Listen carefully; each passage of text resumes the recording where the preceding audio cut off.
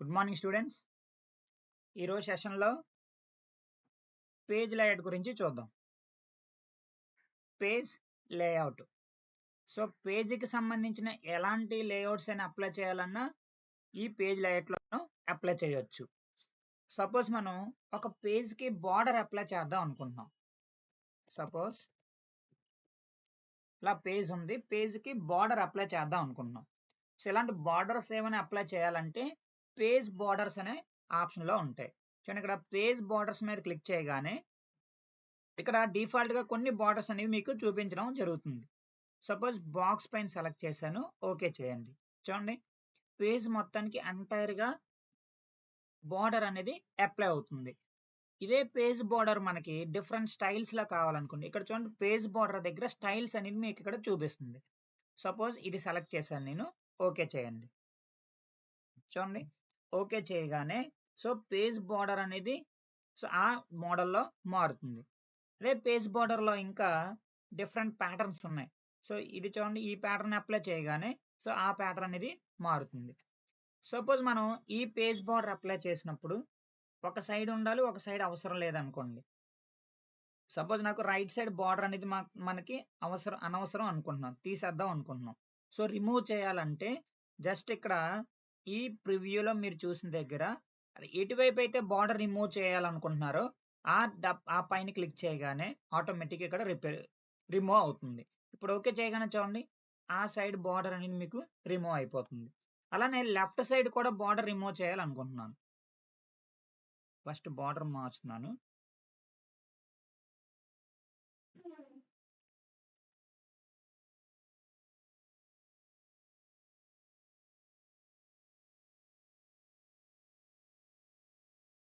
చూడండి, ఇప్పుడు page border right side అనేది తీసేస్తున్నాను.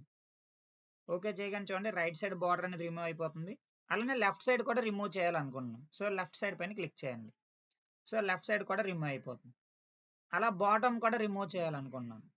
సో బాటమ్ పైన క్లిక్ చేయండి, బాటమ్ అనేది రిమూవ్ అయిపోతుంది. టాప్ కూడా రిమూవ్ చేయాలనుకోండి, సో మీరు ఎక్కడ క్లిక్ చేస్తే అక్కడ రిమూవ్ అయిపోతుంది. మళ్ళీ అప్లై చేయాలనుకోండి, జస్ట్ సెలెక్ట్ చేయగానే బార్డర్ అనేది అక్కడ మీకు అప్లై అయిపోతుంది.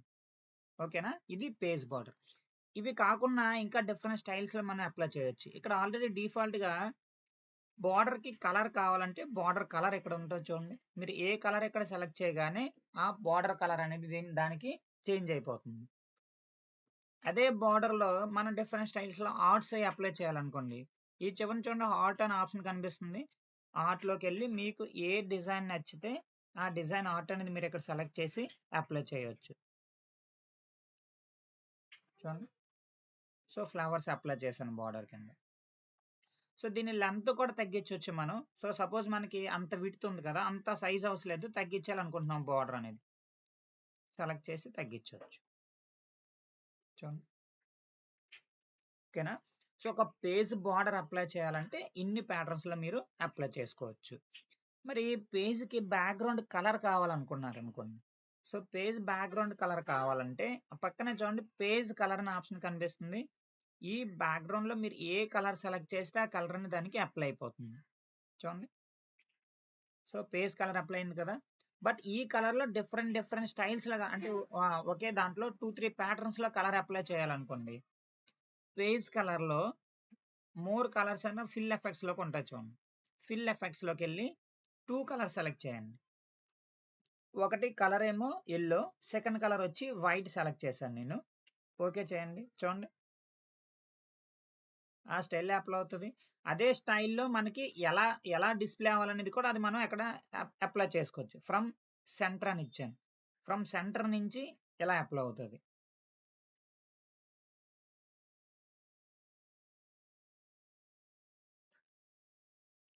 చూడండి, ఓకేనా.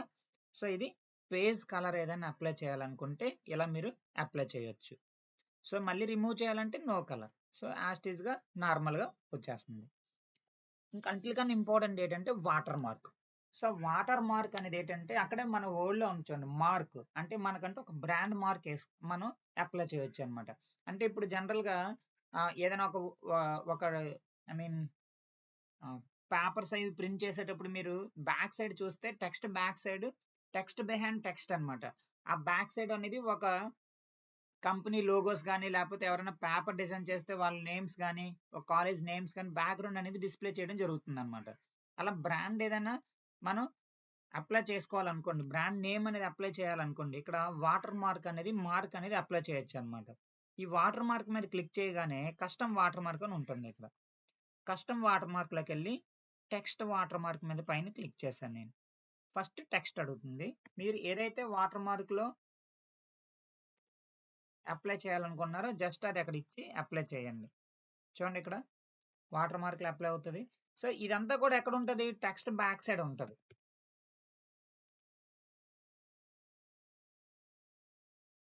చూడండి. టెక్స్ట్‌కి బ్యాక్ సైడ్ ఉంటది.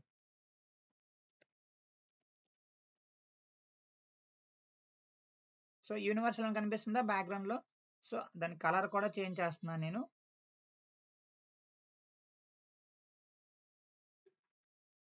చూడండి. బ్యాక్ సైడ్ కనిపిస్తుంది. టెక్స్ట్ బిహైండ్ టెక్స్ట్ ఉంటదన్నమాట.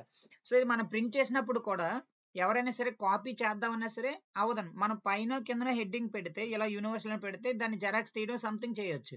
బట్ ఇది జెరాక్స్ తీసినా ఆటోమేటిక్‌గా బ్యాక్‌గ్రౌండ్ లోగో అనేది మాత్రం రిమూవ్ అవ్వదన్నమాట.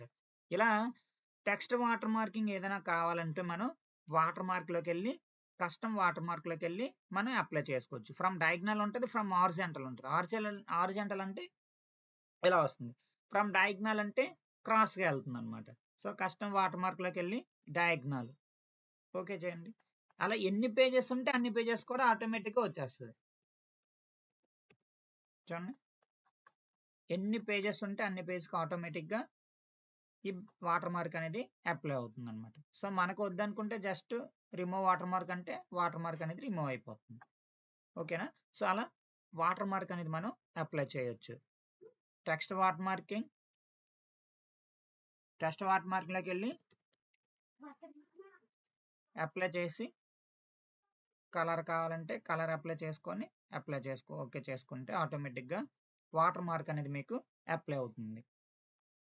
అలానే జనరల్ మనం పేజ్ ప్రింట్ చేసేటప్పుడు 2 టైప్స్ ఉంటది.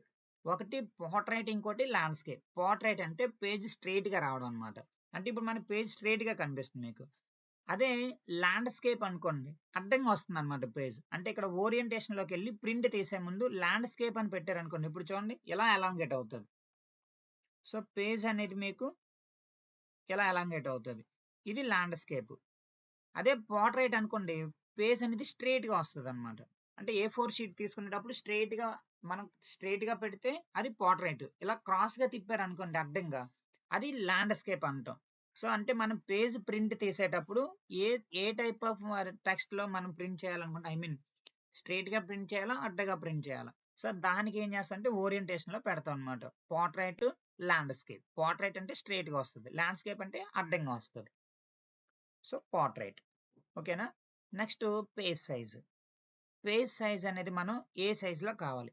అంటే మనం ప్రింట్ తీసే ముందు ఏ4 షీట్ అంటాం జనరల్‌గా మనం. మనం రెగ్యులర్‌గా యూజ్ చేసేది. బట్ కొన్ని పేపర్స్ పొడవుగా ఉంటాయి. అంటే పెద్దగా ఉంటాయి. అంటే మనం డాక్యుమెంట్స్ అయి చేసేటప్పుడు మన ల్యాండ్ డాక్యుమెంట్స్ గాని ఇలాంటియన్నీ చూసినప్పుడు పెద్దగా కనిపిస్తుంది. అంటే లెటర్ సైజ్ అని లీగల్ సైజ్ అంటాం అన్నమాట. అది మనం పేపర్ సైజ్ అనేది ఏ సైజ్ కావాలనేది ఇక్కడ సెలెక్ట్ చేసుకోవచ్చు. లెటర్ అంటే కొంచెం పెద్దదవుతది. అదే సైజ్‌లో లీగల్ అని పెడితే ఇంకా కొద్ది పేజ్ అనేది పెద్దదొస్తుంది చూడండి ఇగ. పేజ్ అనేది లీగల్ సైజ్‌లో వస్తదన్నమాట. అదే ఏ4లో పెట్టారనుకోండి చిన్న సైజ్ కింద మారుతుంది. సో, రెగ్యులర్‌గా మనం యూజ్ చేసేది ఎప్పుడు కూడా ఏ4 సైజ్. ఏ4 సైజ్‌లోనే ప్రింట్ అనేది తీస్తుంటాం అన్నమాట. ఇది సైజ్ గురించి. అండ్ అలానే పేపర్ సైజ్ అనేది మనం ఇప్పుడు సెలెక్ట్ చేసాం కదా! మార్జిన్స్. మార్జిన్స్ అంటే ప్రింట్ తీసే ముందు ఎలా ప్రింట్ చేయాలనేది మనం సెట్ చేయొచ్చు. అంటే లెఫ్ట్ సైడ్ ఎంత కావాలి? టాప్ సైడ్ ఎక్కడి నుంచి కావాలి? రైట్ సైడ్ ఎక్కడి నుంచి కావాలి? బాటమ్ ఎక్కడి నుంచి కావాలి? సో, ఈ అలైన్‌మెంట్స్ అన్నీ కూడా ఎందులో ఉంటాయంటే మార్జిన్స్‌లో ఉంటాయి.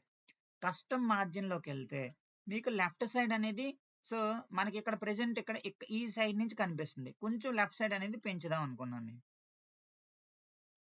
చూడండి ఇక్కడ మీకు ప్రివ్యూలో కూడా చూపిస్తుంది డిస్‌ప్లేలో. ఓకే చేయగానే చూడండి. ఈ టెక్స్ట్ చూడండి ఎక్కడి నుంచి మనకి డిస్‌ప్లే అవుతుందో, ఇక్కడి నుంచి డిస్‌ప్లే అవుతుంది. అవునా? సో మనకి టాప్ కూడా కింద నుంచి కావాలనుకున్నాం. పేజ్ బార్డర్ తీసేస్తున్నాను.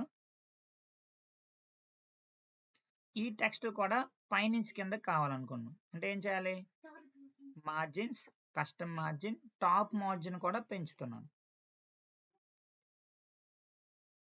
చూడండి ఇక్కడి నుంచి మాత్రం వస్తదనమాట.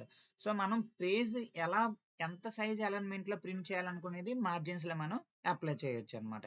లెఫ్ట్ ఎక్కడి నుంచి స్టార్ట్ అవ్వాలి, టాప్ ఎక్కడి నుంచి స్టార్ట్ అవ్వాలి, రైట్ సైడ్ ఎక్కడి నుంచి.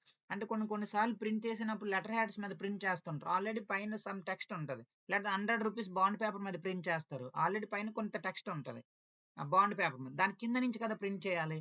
కాబట్టి ఈ పేజ్ అలైన్మెంట్ అనేది మీరు ఇక్కడ సెట్ చేసుకోవచ్చు అన్నమాట. ఇది ఇలా జస్ట్ ఇక్కడ నేను మౌస్ పెట్టి ఇక్కడ నుంచి డ్రాగ్ చేసినా సరే ఆటోమేటిక్గా ఆ పేజ్ అంటే ఇప్పుడు ఏమో అలైన్మెంట్ అవుతుంది. ఈ పేజ్ అనేది ఎక్కడి నుంచి అనేది ప్రింట్ అవడం అనేది జరుగుతుంది అనమాట. ఇలా జరగడం కోసం అనేది మార్జిన్స్ అనేవి యూజ్ చేయాలి. ఓకేనా? సో ఇవి పేజ్ లైట్ గురించి అన్నమాట. సో దీనిపైన వచ్చే అసెస్మెంట్ అనేది కంప్లీట్ చేయండి.